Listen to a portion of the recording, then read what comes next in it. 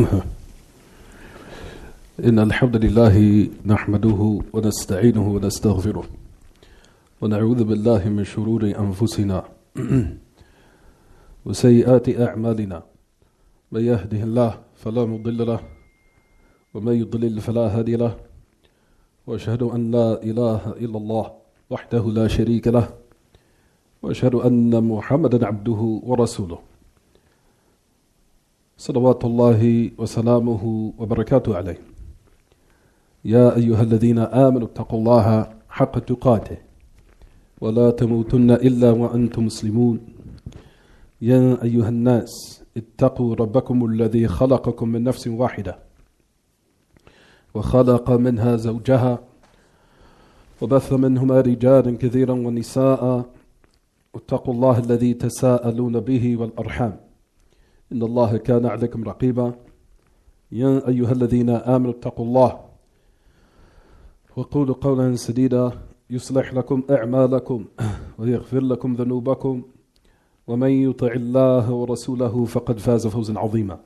أما بعد فإن خير الكلام كلام الله وأحسن هدي محمد صلى الله عليه وسلم وشر الأمور محدثاتها وكل محدثة بدعة وكل بدعة ضلالة وكل ضلالة في النار. ثم أما بعد. We continue Kitab al-Nikah by the great illustrious Imam from the past, that scholar is Ahmad ibn Ali ibn Shihab al-Asqalani rahimahullah rahmatun wasi'ah, who died 851 after the Hijrah of Mustafa alayhi salatu wassalam. The tremendous book that's entitled Buloogh al-Maraam, as we continue in Kitab al-Nikah, the book of marriage. And we stopped at the Hadeeth, we concluded the Hadeeth of Salama ibn al-Akwa' or likewise Ali ibn Abi Talib radiyallahu anhuma wa ardahuma, when Zawaj al-Mut'ah, or temporary marriage, when it took place, and likewise what was the concluded ruling in regards to it, that it was unlawful all the way up to the day of resurrection, that it's not permissible for one to indulge in temporary marriage whatsoever. Despite of the fact of what we see of the Shia and the Rawafid, of what they still practice to this day. And what's so strange is, like we said, you'll find that the narrations are upon Ali ibn Abi Talib all to be about this affair of what, everyone? How temporary marriage is unlawful. You'll find, if you look in the Hadith, it says, Naha Rasulullah sallallahu alayhi wa sallam an al-mut'ah Am Khaybar. The Prophet ﷺ is upon Ali. And they so-called say they glorify and they magnify the affair of Ali ibn Abi Talib radiyallahu anhu, even though he's the narrator of this hadith. And despite of that, they still practice it. And we talked about likewise when Ali ibn Abi Talib had corrected Ibn Abbas radiyallahu anhu in regards to Zawaj al-Mut'ah, which is to show clearly that, which is a Sahih Muslim, when Ali ibn Abi Talib had that munaqasha, or that he had that munaqasha with Ibn Abbas radiyallahu anhu, he had that discussion with him, to the point where Ibn Abbas had retracted his statement with the fatwa that he gave that it was permissible to perform temporary marriage li ajli darura, under extreme dire need or extreme circumstance.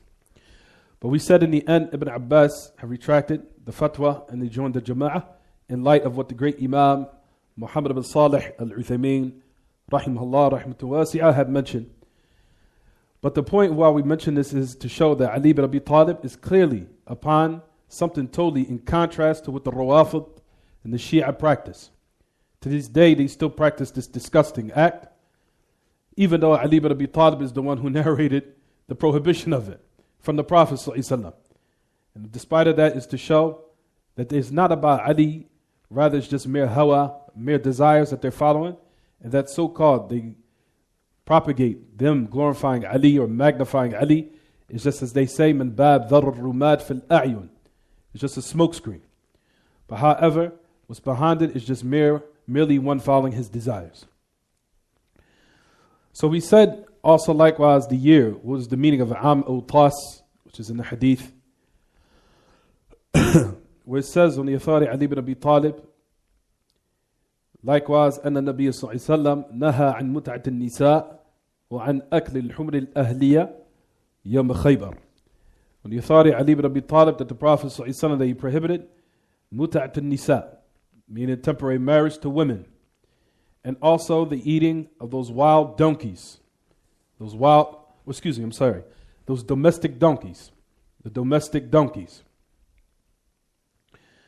Al-Himar or Al-Humr al-Ahliya, those domestic donkeys on the Am or the day of Khaybar.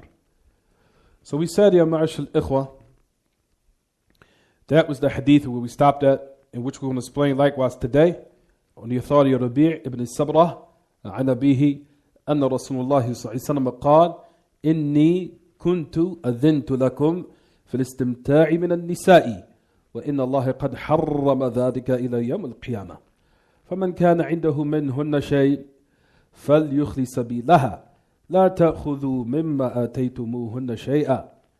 To the end of the hadith. When the authority Rabi' ibn Sabrah عن أبيه, that the Prophet صلى الله عليه وسلم, he said, verily, I had given you permission to indulge in al-istimta' min al-nisa, that affair of temporary marriage. He says, verily, Allah has made it unlawful all the way up to the day of resurrection. And whoever has with him some of those women that he indulged with that contract of temporary marriage, he says, then let her go. فَلْيُخَلِّ سَبِيلَهَا, let her go. And do not take back anything in which you gave to them, anything at the least. لا تأخذوا مما آتيتموهن شيئا. Do not retract or take back anything you've given to them, anything in the least. This hadith, the Mu'allif Ahmad ibn Ali ibn Shihab al-Asqalani rahimahullah,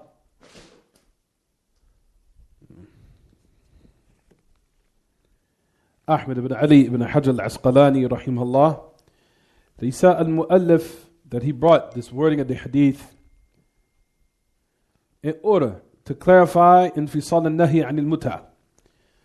Al-Imam al-Hafidh ibn Hajar al-Asqalani rahimahullah, that he brought this part of the hadith in order to clarify that the affair of temporary marriage is separate from the other hukum.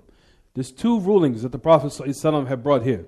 Number one is the impermissibility of indulging of temporary marriage.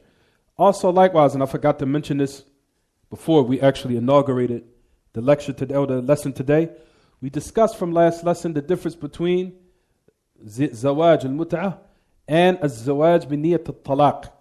That's another affair that we discussed, and we gave the details to say it's different, even though both of them are impermissible. Ala qawl al-rajih, especially with the marriage, what they call az-zawaj bi niyyat al-talaq. That we said it's a difference between temporary marriage and marriage with the intention of divorce. We said they're two separate affairs. As far as temporary marriage, then all of the parties that are involved are upon clarity, meaning the woman knows that the marriage is going to be a specific time. And likewise the wali amr al-mar'ah, or the one who's in charge of the woman, her affairs, meaning the father or the brother or what have you. Likewise, he knows that the man is only going to be married to her temporarily. It's clear. It's written in the contract. And likewise, the man who wants to write the contract, he's upon clarity too. So all three parties, the woman, the man who wants to get married, and likewise the man who's in charge of the affairs of the woman, it's all clear. We said that is what you call zawaj al-mut'ah or nikah al-mut'ah. That is temporary marriage. When it is made clear or is stipulated in the contract and it is made absolute clear from all aspects. In contrast to az-zawaj bi niyyat al-talaq, marriage with the intent of divorce, the woman does not know that the man wants to divorce her, nor does the wali amr al-mar'ah, or the man who's in charge of the affairs of the woman. He doesn't know either. The only one that knows is Allah Ta'ala and the man himself. That he's hiding an ulterior motive in his heart in order to what? Marry this woman with his intention to divorce. We said likewise, what is the strongest opinion of this matter is that it's unlawful to do this. Number one is because it goes against of one of the maqasid, of the reasons why marriage has been legislated, is in order to bring people together in unification and to unite the hearts of the people and build family structures. And that we know from the infrastructure of communities, it starts from the family and building families and people marrying each other. Not people being boyfriend and girlfriend and involved inside of premarital relationships and indulging inside of what Allah has made unlawful. We're not talking about that. We're talking about marriage with a marriage contract, building families and establishing a family is from the maqasid of the shara'. It's from the intents of the religion in which Allah Ta'ala has legislated. The reason for legislation of marriage is to unify and bring hearts together and bring love together between people. And you'll find that this marriage goes against that and opposes that intent, or imposes that goal. Excuse me, I shouldn't say intent, but imposes that maqsad. That imposes that goal in which Allah Ta'ala wants us to actualize from marriage or by way of marriage. So we said that al-zawaj or nikah bi niyat al-talaq ala al-qawl rajih, we said that it is what? It's unlawful. The strongest opinion that is unlawful due to the fact, like we said, from the A'imma. And if you listen to the recordings of Imam al-Albani and other than them, that they use the example of us saying that would we be pleased for a man to come and do this to our daughters? For example, you tired yourself as far as cultivating your daughter. You did everything you could to raise her and protect her bakara, her virginity, her chastity, her being modest, and to the point where she's raised, a man messes it up in one night.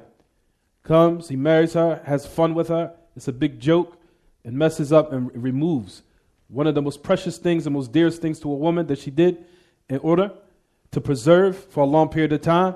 And then a man who had an ulterior motive came and he messed it up in one night.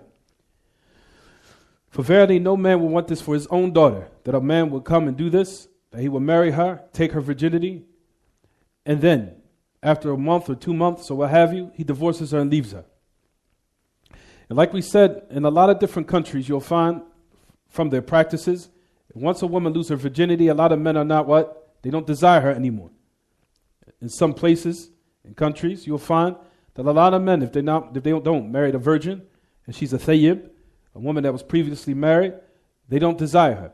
So a lot of mafasid and a lot of different types of evils will come as a result of this, and from them, these women will be out here subjecting themselves to all types of unlawful, reprehensive matters, such as zina and adultery and the likes of that. They'll be forced to do these acts because a man had oppressed her, removed her virginity, and removed this thing that was dearly precious to her, until the point, like we said, which comes as a result of it, this evil. So we said that a person should stay away and abstain from this type of matter, which is called az-zawaj bi niyat al-talaq, marrying a woman with the intent to divorce her. It's la'ib, it's playing around with the religion of Allah Ta'ala in order to take advantage of a woman.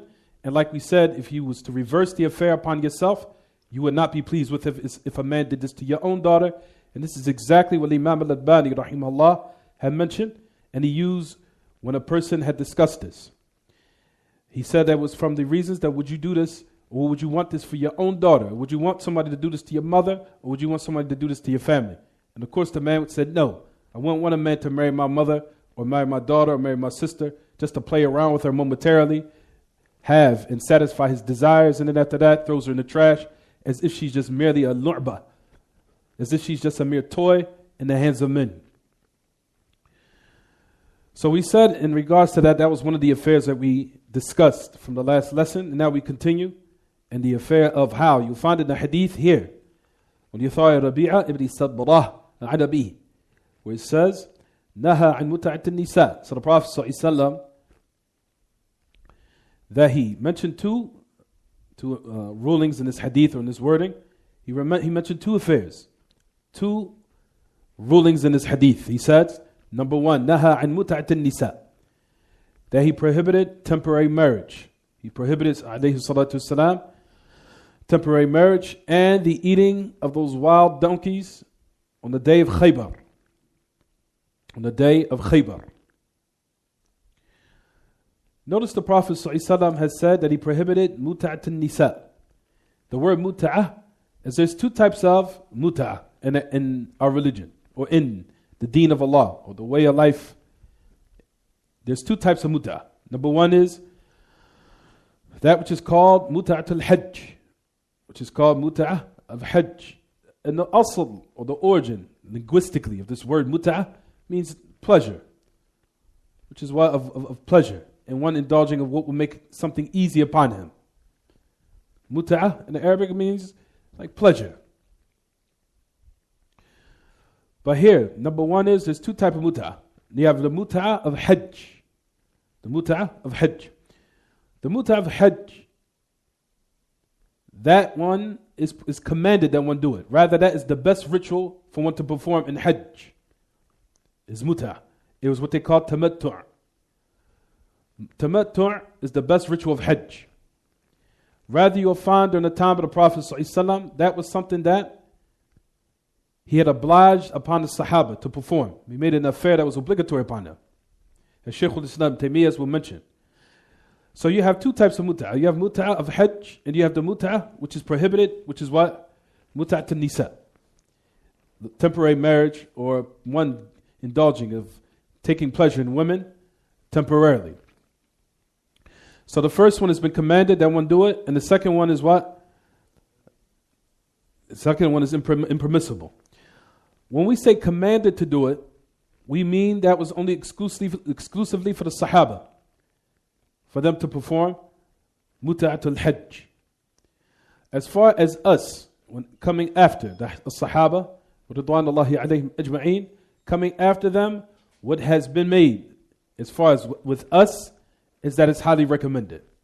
But it's not an obligation for us to perform tamattu', even though that's been something that we've been not obliged, but something highly recommended that we perform, because it's the easiest rituals of hajj. As we know that hajj breaks down to three rituals, as everyone knows.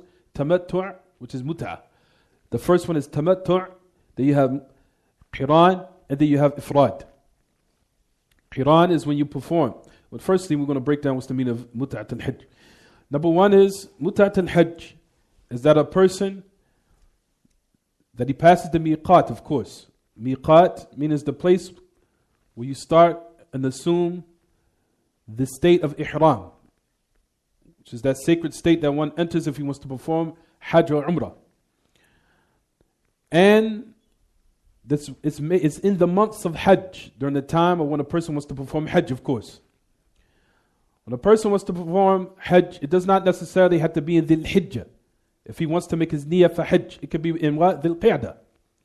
And it could be before that. It's an ashhur al-ma'lumat. For those no months which is prior before hajj, a person can now go, for example, in Dhul Qa'dah, which is not during or the 8th day in which hajj starts in Dhul Hijjah. Rather, the month before Dhul Hijjah is what, everyone?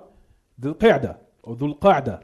You can say Dhul Qa'dah or you can say Dhul Qa'dah. Both of them are correct. For Dhul Qa'dah or Dhul Qa'dah is the month that comes before hajj. One can make his niyyah now to want to perform hajj. So now, when he wants to perform hajj, he passes by the miqat, and he now assumes the state of ihram, and he passes the miqat, and he's on his way to perform umrah first.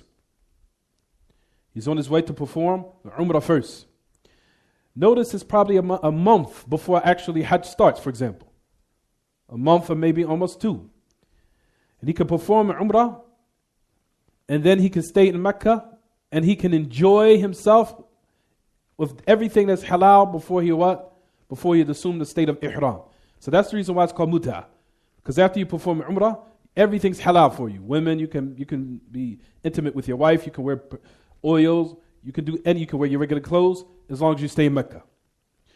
So you perform umrah, but at the same time, all the time that you have to just sit there and be comfortable and relax until the 8th day of the Hijjah when Hajj starts, all you have to do now is put on your ihram, perform your talbiyah. Now you're back in the state of ihram again and perform Hajj. So you have a long period of time where you can just what? Relax. That's why it's called mut'atul hajj, or what they call tamattu'. Why is it called tamattu'? Because one relaxes, one enjoys himself for a long period of time until Hajj starts. As long as he remains in Mecca and he stays there, everything is halal for him. everything is halal for him. Once he finishes Umrah, and we know, or the state, or the strongest opinion, that Umrah likewise is wajib, once in your life. A lot of people think it's Hajj. Umrah likewise is wajib. As which Ahl Ilm, in which you'll find that even Al-Imam Abdur-Aziz ibn Baz and other than them even mention that they say that even Umrah is also likewise obligatory once in one's lifetime, along with Hajj. So a person after he performs after he performs Umrah, he stays halal in Mecca. So he enjoys his time and everything is halal for him now. So that's the reason why, or that's the sir, the reason of why, or the secret of why it's called tamattu'. For in regards to this, you'll find that the Sahaba, Ridwanullahi alayhim ajma'een, that you'll find that Shaykh al-Islam Ibn Taymiyyah, rahimahullah, he mentions, says that this was obligatory upon the Sahaba.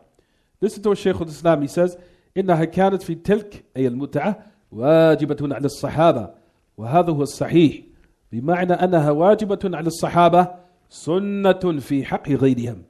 وقد روى مسلم في صحيحه عن أبي ذر رضي الله عنه وأرضاه أنه سئل عن المتعة فقال كانت لنا خاصة والمراد بهذا وجوبها أما مشروعيتها لعامة الناس فإن سراقة بن مالك سأل النبي صلى الله عليه وسلم قال يا رسول الله لعامنا هذا أم لابد بل لابد البد لأنها مشروعة. To the end of what Shaykh al-Islam Taymiyyah rahimahullah mentions. He says that in regards to this, they said mut'ah is obligatory upon the Sahaba. He said this is what is correct, meaning the ritual of what they call tamattu'. He said it was obligatory upon the Sahaba, but it was sunnah in regards to other than them, meaning us from the Ummam and the nations that come after the Sahaba. It is sunnah for us. He says as it comes in Muslim in the Sahih, when the authority Abu Dharr, that was asked the Prophet ﷺ, that he asked about mut'ah. He says, or Abu Dharr was asked about mut'ah, Abu Dharr was asked about this affair. He said it is for us exclusively, meaning it is obligatory upon us. Meaning that the obligation of it was for them. It was an obligation and it was legislated as an obligation for them. But in the Suraqa ibn Malik, he asked the Messenger of Allah, he says, is it for us? Or he says, is it for just exclusively for us that we have to do it? He says, Bal la budda al bud. He said, of course, it has to be done, it has to be done. So it was obligatory upon the Sahaba and it was sunnah for those who came after them. He says, لأنهم هم الذين خوطبوا بها لأنهم هم الذين خوطبوا بها مباشرة لأن في عصيانهم إبطالا لهذه الشرعة لأنه إذا كان الصحابة المجابهون بالأمر يتركونها ولا يأتون بها كان من بعتهم من باب أولى فهذا كان قول شيخ الإسلام الصح مما قال إليه تلميذه ومال إليه تلميذه ابن القيم من وجوب التمتع وفسخ الحج إلى العمرة, to the end of it. So then he says, in regards to this, of course, Shaykh al-Islam, basically he's expanding and just giving more details that it was obligatory upon the Sahaba and Sunnah for us. And he says also who was inclined and leaned towards this was his student Ibn al-Qayyim rahimahullah, of the obligation of tamattu' upon the Sahaba.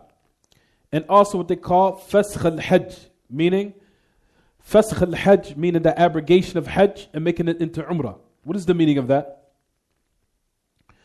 Fasakh al-Hajj, meaning that a person performs Hajj. And when he's on his way to performing Hajj, his intent is just to perform Hajj and that's it. Then he realizes he has ample amount of time to perform tamattu'. But his intent is only to perform Hajj. Once he now looks at his time, he says, okay, it's not the 8th yet. I'm able to have 2 days left until the 8th of the Hijjah. He can make fasakh. He can change his niyyah from Umrah. He can change his niyyah from Hajj and he can make it now what? Umrah. And that's what they call fasakh. Abrogating his niyyah for Hajj and switching it to Umrah. So he now can become what they call mutamatti'. So he could become a person who's performing tamattu' now. Like we said, we have those 3 rituals of Hajj. You have tamattu', you have qiran, and you have ifrad. So a person might be performing ifrad. Ifrad means that you just performing hajj and that's it. You're not performing umrah. So you think you have enough time to perform umrah and stay in Mecca halal for maybe example 3 or 4 hours before actually hajj starts. Even if you have 3 or 4 hours, you still can switch it to tamattu' and perform umrah and hajj together and still have some time to remain halal in Mecca for a short period of time. So this is the meaning of what they call fasakh al-hajj ila al-umrah, meaning to abrogate hajj and make it what? Umrah, so you can become mutamattu'. So you become a person that's performing tamattu'. But at any rate, that's just a side benefit. We just elaborated on this a little bit because of the 2 types of what? Mut'ah. So the first mut'ah is the mut'ah of hajj. Now, as we talked about, the second type of mut'ah is what we've been saying since last week, that a person he indulges inside of temporary marriage. هي أن يتزوج الإنسان المرأة إلى أجل نهى عنها الرسول صلى الله عليه وسلم وعن أكل الحمر الأهلية يوم خيبر. The Prophet صلى الله عليه وسلم had prohibited that a man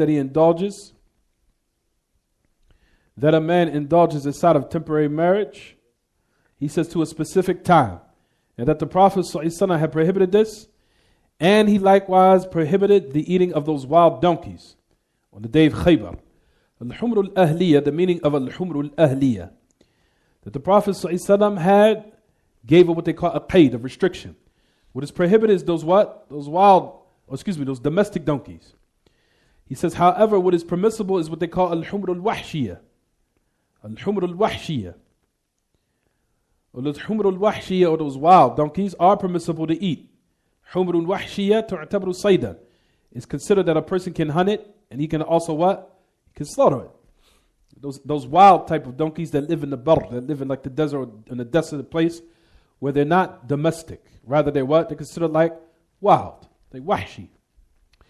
He says, for verily, you'll find from the Sahaba, his name was Sa'b ibn Juthama, that he was so fast that he used to outrun even the animals. Sa'b ibn Juthama, radiyallahu anhu. And one time he was hunting those beasts, and he was also, during the time when the Prophet ﷺ was also in the state of ihram, and he had slaughtered something that was called al-Humr al-Wahshi, or al-Humr al-Wahshiyah. And he brought it to the Prophet ﷺ, that Humr al-Wahshi, or Himar Wahshi. The Prophet ﷺ didn't take it. He didn't take it from him. Not because it wasn't permissible, but listen to the end of the narration. He says, فَتَغَيَّرَ وَجْهُهُ وَحُقَّ لَهُ أَن يَتَغَيَّرَ أَن يَرُدَّ النَّبِيُّ صلى الله عليه وسلم هديته. والنبي صلى الله عليه وسلم أكرم الناس خلقا فتغير فقال إنا لم نردها عليك إلا أن حرم. He says, we did not take it from you, not because it's haram. So this is an indication to show that is what? That humrul wahshiyah is what? It's permissible to eat. But he said, we didn't reject it or not accept your gift, except that the fact we were in the state of ihram. He said, that's the only reason. Hence, that if we wasn't, then we would what? We would eat it. So the Prophet ﷺ is giving the ruling here that what they call al-humr al-wahshiyah, those wild donkeys, are what? Are permissible to eat, as long as it's not the domestic kind. But if they are wahshi, that they are halal, that they are lawful to eat. Yom Khaybar, on the day of Yom Khaybar, was to show, on the day of Yom Khaybar, which was a battle with the Yahud, the Jews, on the day of Khaybar. The Prophet ﷺ was indulged in that affair with the Jews, those who tried to kill him, and tried to assassinate him and kill him. He says during that time on the Khaybar, on the day, he says that which is the Humr al-Ahliyah, تذبح وتؤكل. وسبحان الله قبل أن تحرم كانت من الطيبات. So on that day, before the hukum actually, or the ruling was actually revealed, before that, as we know, Humr al-Wahshiyah or Humr al-Ahliyah, it was lawful. Then Allah Ta'ala sent down upon the tongue of the Prophet ﷺ the ruling that after that it became unlawful, that a person eats that domestic donkey or the meat of the domestic donkey. It was from the tayyibat, and then it became from the khaba'ith. It says, وَبَعْتَ إِنْ حُرِّمَتْ كَانَ مِنَ الْخَبَائِثِ يَنَ الْحُكْمِ لِمَنْ لِلَّهِ فالله بعت أن حرمها أو دع فيها خبثا أو خبثا وكانت في الأول طيبة تؤكل كما يؤكل البقر ولكن لما حرمها الله صارت خبيثة أوجد الله فيها خبثا ولهذا أمر أبا طلحة عم خيبر إن الله ورسوله ينهياكم عن لحوم الحمر الأهلية فإنها رجس أي خبيثة نجسة. في هذا الحديث دليل على تحريم نكاح المتعة to the end of it. So Allah Ta'ala had made it what?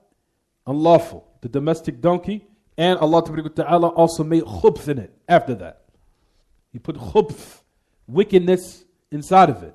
For the person that eats it, then he indulges in that evil and that sin that Allah Ta'ala put inside of the meat of the pig, because we know the pig likewise Allah Ta'ala put inside of it khubth, wickedness and evil. And he put inside of likewise everything that Allah Ta'ala made unlawful, it is inside of it wickedness. From it is likewise alcohol and intoxicants. Allah Ta'ala at one time started those stages where it was what? At first, it wasn't permissible. Exactly. There was stages during the time of even with khamr, that number one, that a person could not come, he could drink it as long as he didn't come in a state where he was what? Intoxicated. Then the second stage, where it was shown that it was what? It was hated and detested. Then it gave way to the level where it was absolutely what? Unlawful to the day of resurrection. For all those three steps, was those marahil, was to what?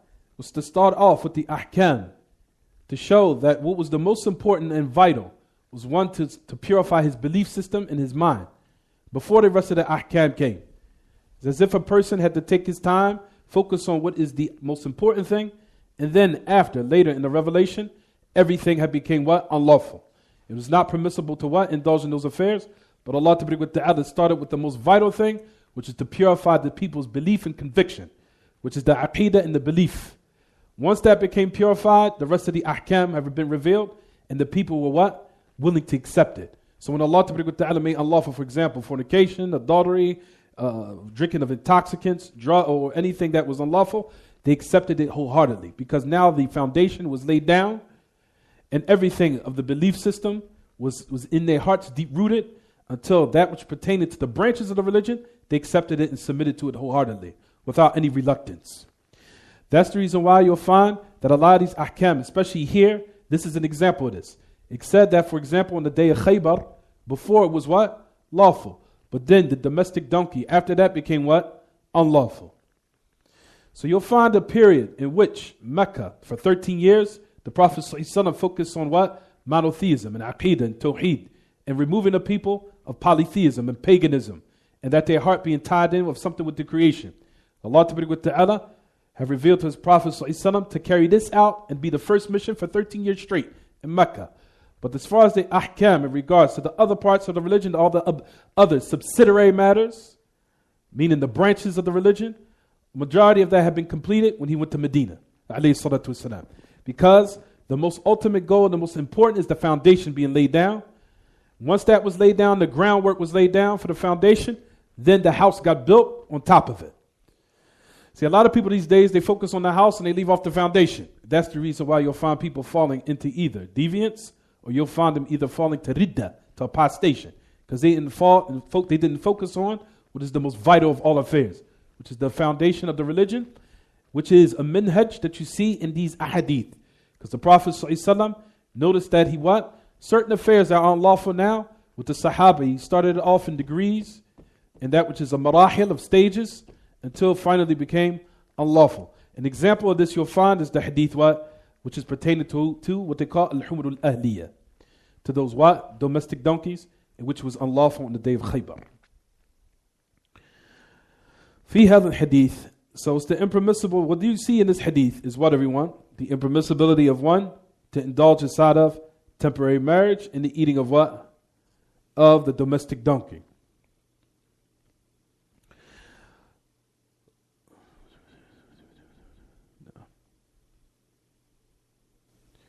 For example, now, what is also taken from this hadith, which is very important, in this hadith is the dalil, the evidence for the impermissibility of temporary marriage. And if a person, for example, now we ask, if a person now was to draw up a contract, in it was a temporary marriage. Is the marriage what? Valid? He said the marriage is invalid. The marriage is what? Invalid. A person now also likewise, due to this hadith is to show when the Prophet ﷺ made something unlawful. La yasih. The contract is what? Not lawful. Rather, the contract is invalid. He says, for now we take from this a qa'idah. It's a principle that we extract from this. قاعدة مفيدة لطالب العلم وهي أن ما نهي عنه لذاته لا يكون صحيحا ولو فعله الإنسان فلو أراد الشخص يصلي في أوقات النهي صلاة لا سبب لها يعني من غير ذوات الأسباب كما يقال وكما يعبر به أهل العلم من غير ذوات الأسباب ولا سبب لها فصلى صلاة خاشعا فيها مطمئنا لا تصح الصلاة وكذلك لو أن الإنسان عقد نكاح متعة لا يصح النكاح كل شيء نهي عنه لذاته فإنه لا يصح لو باع الإنسان بعد نداء الجمعة الثاني لا يصح البيع ولا ينتقل فيه الملك بل يبقى المبيع ملكا للبائع والثمن ملكا للمشتري. Now we extract from this a qa'idah that is beneficial for the talib al-ilm, that which has been prohibited, meaning the thing itself, lidatihi, that thing itself, it is not valid. And I'm going to give another example of this. For example, a Muslim, and we see this in walil asaf, for those who are from the Ikhwaniyin, especially from the deviant sects, especially from Jama'at al-Ikhwan al-Mujrimeen al-Muflisin al-Mujrimeen, those from the so-called Muslim Brotherhood from the deviant sects. And you see that the majority of those who are with those groups, they are doing things which are opposing the religion. For example, them starting to get married, a man marrying another man, what they call zawaj al-amthal, which is called a man marrying another man, or a woman marrying another woman. And all the Muslims are doing this because they're weak and they're just following behind the non-Muslims and what they do. But at any rate, if they used to do this marriage contract and perform it, is the marriage contract valid? We said la. Based upon this hadith, it's to show that if two men was to get married, of course with America it might be what? Valid. But on the day of resurrection with Allah Ta'ala is going to count the marriage contract to be what? Invalid. So you can do what you want in this dunya. But however, on the day of resurrection, when everything we put in this perspective, it will be invalid. Because Allah Ta'ala made this thing unlawful himself. And what America says, what democracy says, all that's going to go out the door on the day of resurrection. Allah is going to ask you what He commanded you to do. And it's not about monkey see, monkey do. America's doing it. We was living in the West. We were living in a democratic society. Oh Allah, this is the reason why I did these things. This is not going to be the excuse that's being acceptable on the day of resurrection. Right, everyone? So a person now indulges inside of homosexuality and wants to get married to another man, or a woman wants to get married to another woman. We say that the aqd or the marriage is what? La yasih. That the marriage contract is not what? Valid. No matter how many times or no matter how much money you pay the dowry, nothing is going to what? Render it valid. Rather, it's going to be invalid. Like we said, America will consider it to be what? Valid. Or what the courts will, and the non-Muslims will say, you're real moderate. Yeah, if you come up with the times now. Yes, of course, in the dunya you can do what you want. But in the hereafter, when it counts, that's when everything will be put in perspective, and it will be what? Rendered invalid. Right, everyone? Because that's the thing that we want to speak about. And that's the thing that people have to focus on, to put everything in what? In proper perspective. So, وَلَوْ فَعَلَ الْإِنسَانِ, this is another thing and another example that Ibn Uthaymeen also gives. Or for example, we could give another example of this. For example, another person, a man now wants to practice what they call, what is the name of it? In the Arabic language. Astaghfirullah to be they can't have it. What they call nikah al-maharim. Or the person we marry someone in his family. They call incest. Person now wants to marry his mother or marry his sister. And we say that the marriage contract is what? Invalid. Marriage contract is invalid. Of course, with America or whatever your practice might be, of course, in the dunya you can do what you want. Of course, you want to marry your mother, your daughter, your son, all those other filthy things. You want to indulge in that? Fine. But in the dunya, you're free. You're so-called free to do what you want, so-called. But in the hereafter, what? All of that is going to be what? Invalid. None of that is going to stand on the day of resurrection, and that's how we have to look at things. It's not about what people say, what they do, when they accept you in society. It's about Allah ta'ala on the day of resurrection when He holds you accountable for these things. That's what matters. It's not about what democracy says or liberalism says or what anyone else says that find it so-called acceptable in society these days, where you need to come up and be modernized. It's what Allah ta'ala said, and what He has laid down, the revelation, is what's going to It's going to stand on the day of resurrection. And all these other type of false ideologies and these false beliefs and these wicked beliefs are going to go away. As Allah ta'ala says in His book, بَلْ نَقَذِفُ بِالْحَقِّ عَلَى الْبَاطِلِ فَيَدْمَغُهُ فَإِذَا هُوَ الزَّاهِقُ وَلَكُمُ الْوَيْلُ مِمَّا تَصِفُونَ. Allah ta'ala says in His book, rather we cast the truth upon falsehood, and it suppresses it, and it will go astray and go away. وَلَكُمُ الْوَيْلُ مِمَّا تَصِفُونَ. And woe to you for what you ascribe to Him as partners. Ta'ala. At any rate, so it says in this regard, likewise, another example of this, فَلَوْ أَرَادَ الشَّخْص أَن يُصَلِّيَ فِي أَوْقَاتِ النَّهِي صَلَاةً لَا سَبَبَ لَهَا فَصَلَّى صَلَاةً خَاشِعًا فِيهَا مُطْمَئِنًا لَا تَصِحُّ الصَّلَاةُ وَكَذَلِكَ لَوْ أَنَّ الْإِنسَانَ عَقَدَ النِّكَاحِ مُتَعَةٍ لَا يَصِحُّ النِّكَاحِ. To the end of it. So if a person, for example, likewise, if he wanted to pray during the prohibited times of salah, so likewise another example of what we're saying, and it's not from what they call the dhawat al-asbab, meaning there's a reason why you're doing it. For example, you might have woke up late for the salah, or you was asleep, or for example, you were under some type of anesthesia, or for example, you made it become busy, and you forgot to pray the salat, you forgot.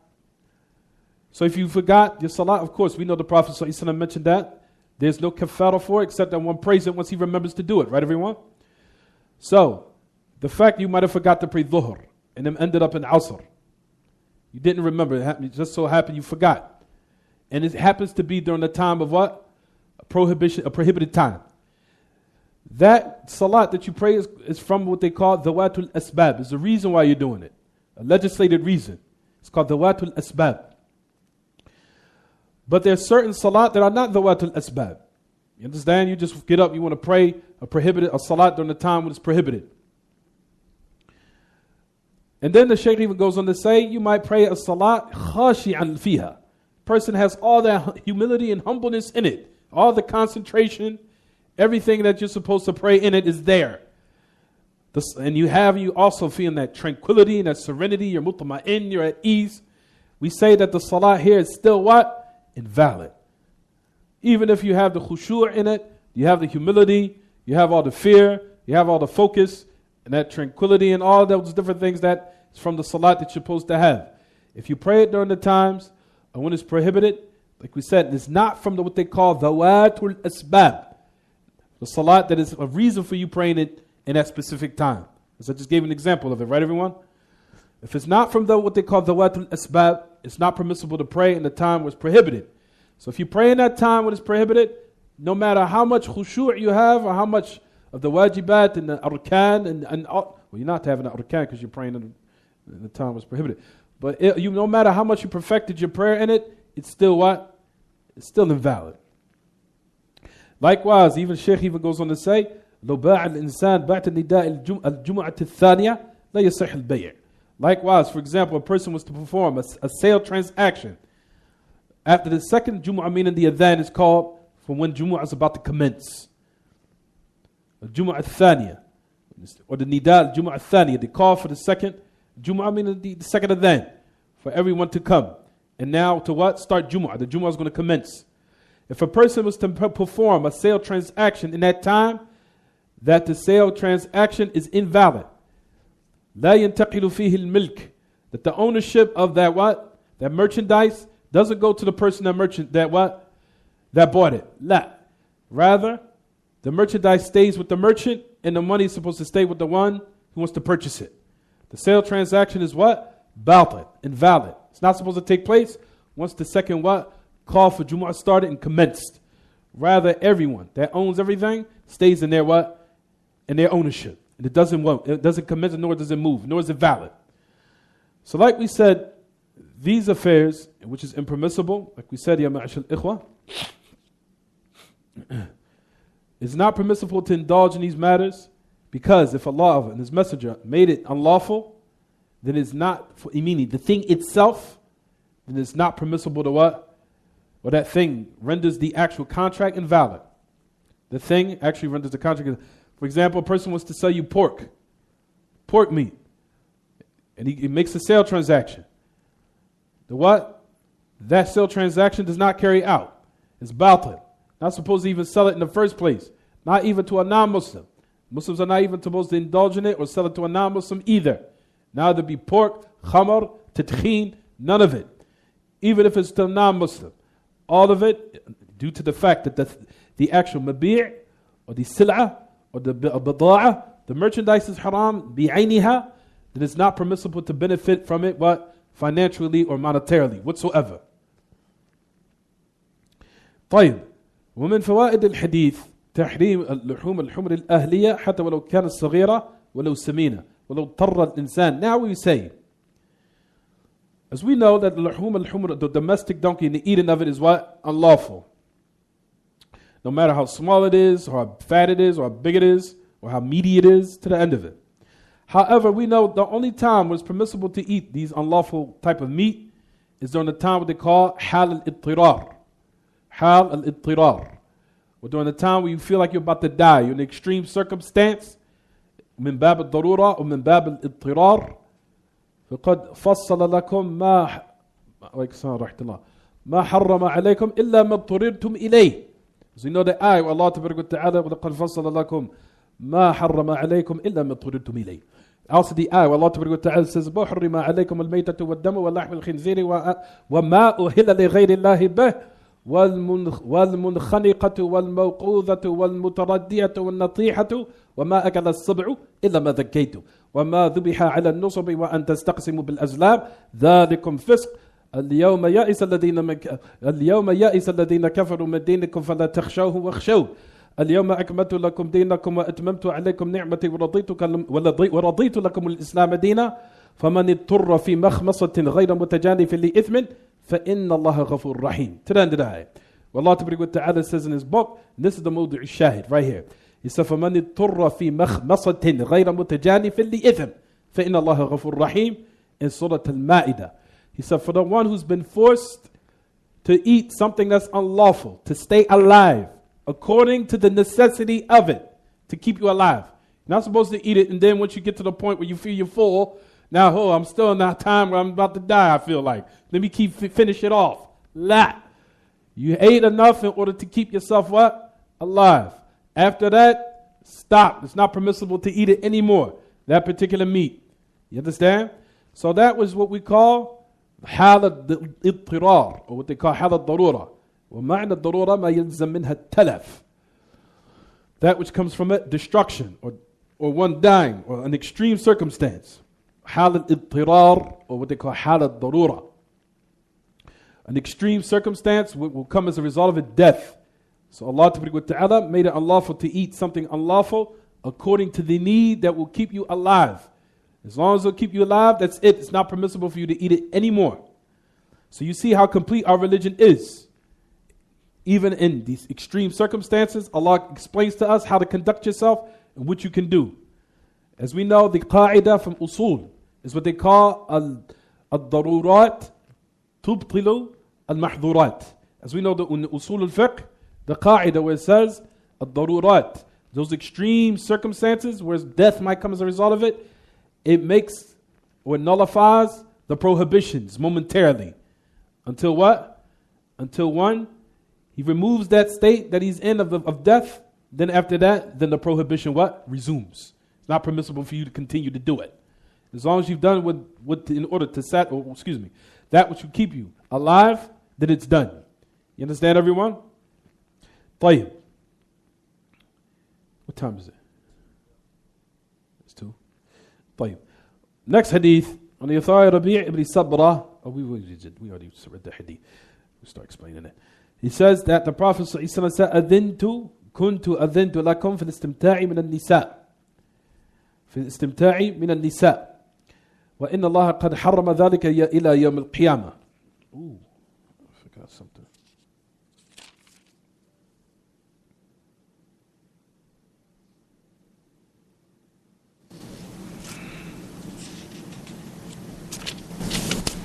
Now, that the Prophet ﷺ mentioned and said, verily I have given you permission to indulge in the temporary marriage for a period of time. For verily Allah has made it unlawful all the way up to the day of resurrection. He says, فَذِنْتُ لَكُمْ التَّحْرِيمِ. Notice the Prophet ﷺ in his narration. Notice that he connected the statement with Allah subhanahu wa ta'ala in order to increase the statement in what? In more strength as far as in the prohibition, in the emphasis of it. Notice he says, Inna Allah, verily Allah has made it unlawful to the day of resurrection. The Prophet ﷺ connected the statement with Allah ta'ala in order to increase it in its magnification and in its emphasis. And also in its acceptance and its id'an. And for one to humble himself, to not do it. And restraining himself from doing this act. Even though we know the Prophet ﷺ is the one that can also give a ruling too. Because we know if the Prophet ﷺ also gives a ruling, then likewise it's a ruling from Allah. As we know. فَلَا وَرَبِّكَ لَا يُؤْمِنُونَ حَتَّى يُحَكِّمُوكَ فِي مَا شَجَرَ بَيْنَهُمْ ثُمَّ لَا يَجِدُوا فِي أَنفُسِهِمْ حَرَجًا مِّمَّا قَضَيْتَ وَيُسَلِّمُوا تَسْلِيمًا. As we know the Prophet ﷺ, فَمَنْ أَطَاعَ الرَّسُولَ فَقَدْ أَطَاعَ اللَّهِ وَمَنْ يُطِعِ الرَّسُولَ فَقَدْ أَطَاعَ اللَّهِ. That whoever obeys the messenger has obeyed Allah. وَمَا أَتَاكُمُ الرَّسُولُ فَخُذُوهُ وَمَا نَهَاكُمْ عَنْهُ فَانْتَهُوا. Whatever the messengers give you, take it. Whatever it prohibits you, abstain from it. So the hukm of the Prophet ﷺ is the hukm of what? Of Allah ta'ala. But however, the Messenger of Allah ﷺ here in this context, that he ascribed it to Allah subhanahu wa ta'ala, in order that it could be more emphasized in its zajr, in that one abstains from doing it, and to restrain from doing that act. So he says, هَذَا أَبْلَغ. That's more what? Emphasized. And that's more in depth as far as his what? As far as in its tawqeed, in its emphasis. The end of the hukm, as we know, the ruling is for Allah and His Messenger. But on the day of resurrection, notice the Prophet ﷺ used two types of what? Emphasis. He used the law and ascribed it to Allah, said Allah made it unlawful. And also likewise, the Prophet ﷺ said another emphasis to put in the eyes of the people. He says, to the day of resurrection. Meaning to show, you want to indulge in this affair? Allah is the one who made it unlawful. So on the day of resurrection, you want to indulge in something that Allah made unlawful? Then on the day of resurrection, you will find, and when you stand in front of Allah, if you participate in this act was what? It was invalid. No matter what the Shia said, and no matter what the person said on earth, saying that, akhi, you have to modernize yourself, it's no problem when enjoying yourself with women, before marriage, and indulging inside of disgusting, filthy, immoral acts, inside of what they call movies and all those other different things that they use now. So you have to modernize yourself. You're not up with the times yet. يا أخي أنت رجل رجعي. أنت ما زلت في الأزمنة القديمة. أنت رجعي. نتهمك ونرميك بالرجعية. فأنت ما زلت في الأزمنة القديمة. لا بد أن تتحضر ولا بد أن تتقدم ولا بد أن تتكيف مع الناس. To the end of it, you have to modernize yourself. You have to progress yourself. You have to come up with the times. You have to make yourself acclimated. You have to join in and blend in. Allah, when the Prophet ﷺ said Allah has made it unlawful, that's what's going to stand on the day of resurrection. Point blank. Nothing. Like we said, democracy, all those other different types of things is not going to avail you when you meet Allah. When Allah made an affair unlawful, that's what's going to stand. For all the excuses that one has, he says, well, oh Allah, the people were doing it, so I did it. I lived in a free society that was liberated. Allah Ta'ala is going to say that then my ayat and my prophets and my messages and my text was recited to you. So you knew the truth and you still wanted to do what you wanted. And as a result of it, you will fail. You understand, everyone? Jayyid. So you find in this matter, the Prophet ﷺ said, Allah has made it unlawful up to the day of resurrection. وَهُ الْيَوْمَ الَّذِي يُبْعَثُ فِيهِ النَّاسِ وَيُسَمَّى يَوْمَ الْقِيَامَةِ لِأَنَّ النَّاسِ يَقُومُونَ فِيهِ مِنْ قُبُورِهِمْ لِرَبِّ الْعَالَمِينَ وَلِأَنَّهُ يُقَامُ فِيهِ الْأَشْهَادِ. To the end of it. When the Prophet ﷺ had mentioned and said, فَلْيُخَلِّ سَبِيلَهَا. For whoever had those women with those contracts, meaning temporary contracts with the temporary marriage, the Prophet ﷺ said, فَلْيُخَلِّ سَبِيلَهَا. Let her go. He says, الرسول من عاهدت استمرار الإنسان فيه. So the message of Allah gave also instructions that if a person now is under this contract, to nullify it. To what? Not to continue in the contract. مع أنهم يقولون إن الاستدامة أقوى من الابتداء ولكن صارت الاستدامة تبع للابتداء. However, in this situation here, you'll find that al-istidama, something continuing, follows behind the beginning. Meaning when the Prophet ﷺ prohibited the zawaj al-mut'ah, also you'll find of some of the ahkam of our religion that one could continue what? In that affair after it was done. Meaning, for example, a man might have married, for example, illa ma qad salaf, a woman prior, before the actual hukum was revealed, he indulged in something that was what? For example, he might have married, what is it? The hukum, I'm trying to remember just to give a good example. Anyway, just to make everything clear. The Prophet ﷺ prohibited temporary marriage. So this is the beginning, right? The beginning of the hukum, right? So now, what does a person do that has already did a contract like this? Does he remain upon what they call istidama, continuing in it? Or does he stop? So here in this instance, in this context, the Prophet ﷺ also what? Nullified what they call istidama. That it also continue. So one is indulged in it to what? To not continue to do it, rather to stop it. So فَمَنْ كَانَ عِنْدَهُ, meaning of that woman that he had made the contract with, let her go. فَلْيُخَلِّ سَبِيلَهَا. Notice the Prophet ﷺ did not say فَلْيُطَلِّقْهَا. Notice the Prophet ﷺ did not say what? Divorce her. He said let her go. يعني يتركها. Then he mentioned and said, do not take back anything that you had given them, anything in the lease. وَإِنَّمَا نَهَى أَنْ يَأْخُذُ مِنْهُنَّ شَيْءٍ لأنهن استحققنا ما أعطينا بما استحل من فروجهن. هذا يدل على ما دلت عليه الأحاديث السابقة ويدل على أن الحل منسوخ وعلى أنه نسخ بأمر الله لأن الله حرمه وعلى أنه لا يمكن يعاد حله أي نكاح المتعة لقوله إلى يوم القيامة. To the end of it. He said, do not take back anything which you've given them, anything in the lease.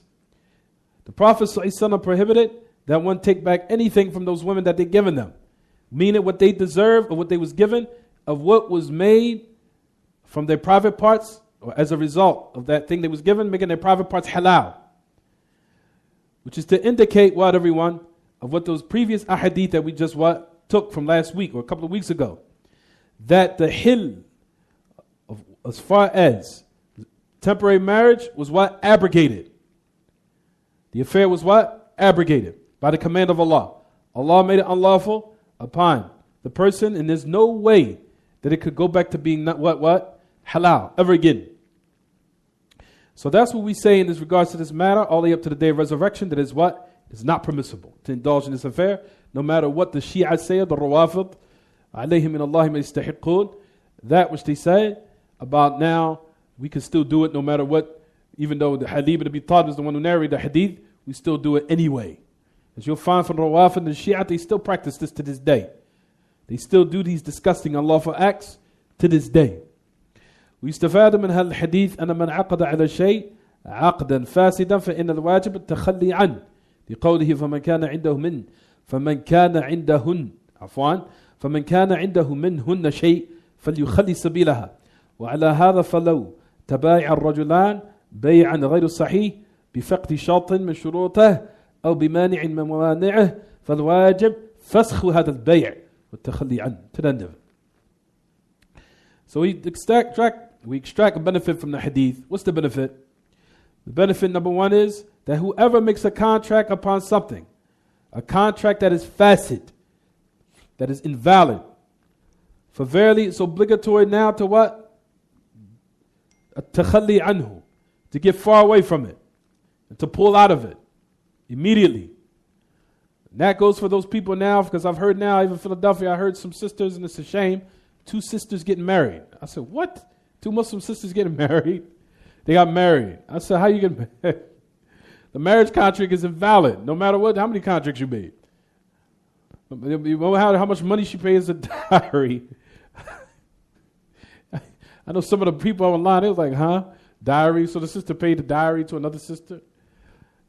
It's just totally, the whole situation is messed up. So they said that they paid dowry to another dowry. And also likewise to a man that was to marry another man. I don't see how, and I don't even see who will be the wali or who will be the wakil or who will be in agreement to even carry that out. And you'll find that even Sheikh Ubaid even said that a person be careful because that would even necessitate kufr. Naam. Well, he even mentioned and said that a person that when you're marrying, he says as if you're deeming it now that is what? It's lawful. Istihlal. You go into the barrier now, the realm of what? You're deeming that the affair is lawful. Homosexuality is lawful in our religion? Our belief that Allah made that lawful? He said, for verily the contract necessitates what? Istihlal. The contract necessitates that now you're finding it halal. You will find that the asl of a person that does something haram, he'll feel shy. He'll want to hide it. I don't want nobody to know. I'll try to make tawbah with Allah. I feel bad. I want to hide this affair. I don't want nobody to know I fell into this act. I don't want nobody to know I did it. But now you're going to the means and now to the extent that now you're what? You're making a marriage contract with it? You understand? So now you took it another level. So now you're making it what? A lawful act. Understand, everyone? So affairs are very dangerous. Very, very dangerous. Ila ayn ya khana. Ila ayn. Food. Ta'am. Amharik. No. طيب. So let's say, ma'ash al-ikhwa, that no matter what contract you make, if it's invalid, then it's obligatory to what? Pull out of it. At-takhalli anhu. To pull out of it and to refrain from it. Due to the fact that the Prophet ﷺ mentioned and said, فَمَنْ كَانَ عِنْدَهُ مِنْهُنَّ شَيْءٍ فَلْيُخَلِّ سَبِيلَهَا وعلى هذا فلو تبايع الرجلان بيعا غير صحيح. If two men was to make a business contract and made a business transaction that is not valid, either due to it, the conditions not being, or the prerequisites not being fulfilled, or due to a mani', or due to a barrier from different barriers there are, for it's obligatory to what?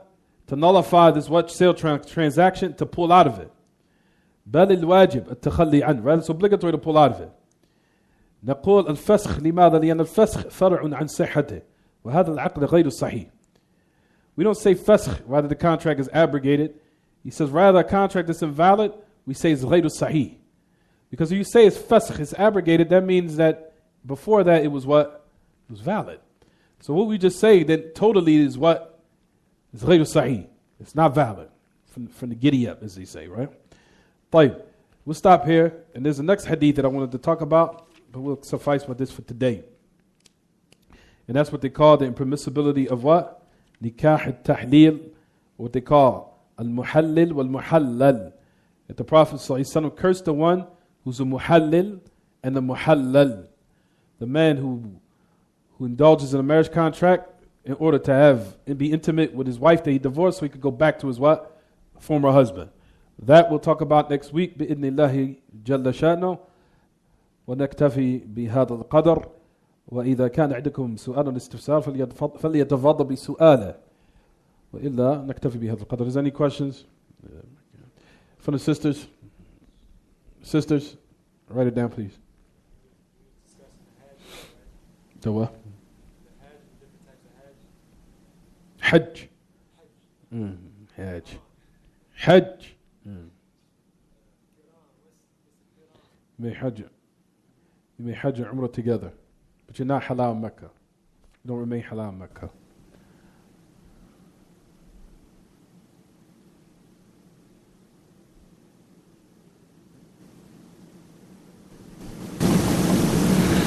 Qiran is when you make Hajj and Umrah together, but you don't remain halal in Mecca.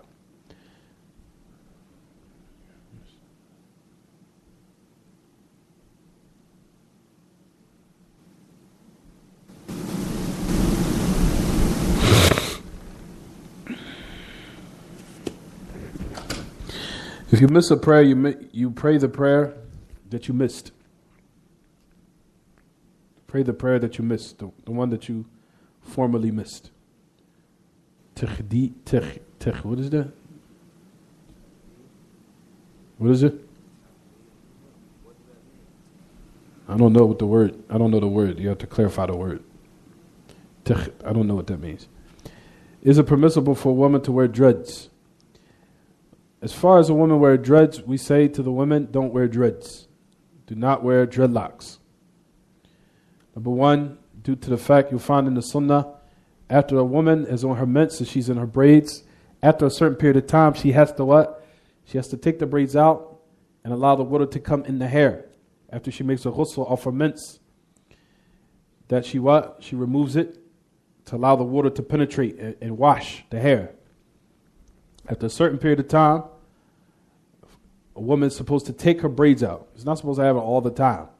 After a certain period of time, she's supposed to remove the braids and make sure the water gets in the roots and washes the hair. As far as with dreadlocks, you wash it, but you're letting them lock. You're letting them lock up. And you lock, and those locks, like we said, in regards to the locks, all the penetration of the water of taking out the hair, is now you can't do that with dreadlocks because the hair lock up. So we tell women, don't get dreadlocks. Do not get dreadlocks. Stay away from it. Jayed, any questions from the sisters?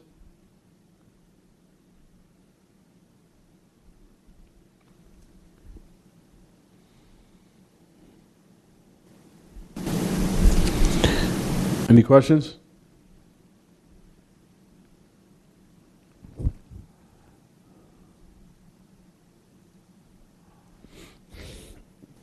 Same thing with the men. We tell the men don't get braids in their hair. I don't know why they do that. Men get braids in their hair. They get those braids.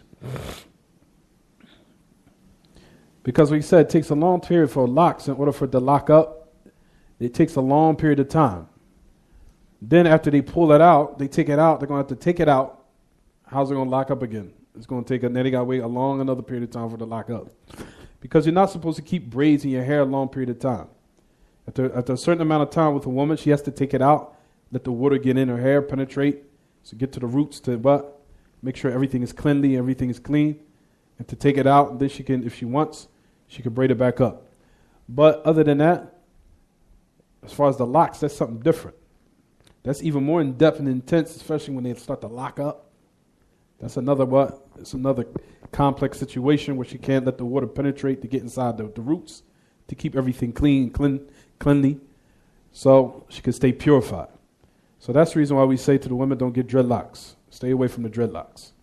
As far as braids, that's something different. But after, like we said, a certain period of time, the woman's supposed to what? Take it out and wash their hair thoroughly and make sure their hair is cleansed. It's cleansed and it's pure.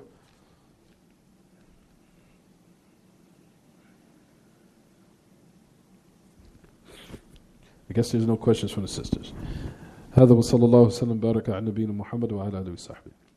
سبحانك اللهم وبحمدك أشهد أن لا إله إلا أنت أستغفرك وأتوب إليك.